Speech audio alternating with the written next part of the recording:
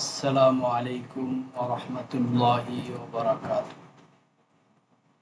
আমাদের এই resistance level cross করে মার্কেট নিচে এসেছে এবং এই একটা ক্যান্ডেল দেখা যায় যে ক্যান্ডেলে একটু রিভার্স করতেছে, সেই হিসাবে আমরা এখান থেকে একটা সেল দিতে পারি, এই পর্যন্ত এসএল দিতে পারি। তো আমরা শর্ট পজিশনে যাব, এখান থেকে এই পর্যন্ত থাকবে আমাদের এসএল,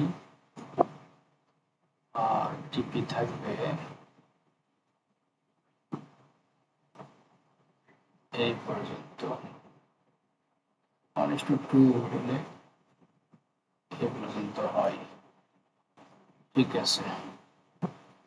1:2 আপাতত আমাদের টার্গেট। আসসালামু আলাইকুম ওয়া রাহমাতুল্লাহি ওয়া বারাকাতুহু।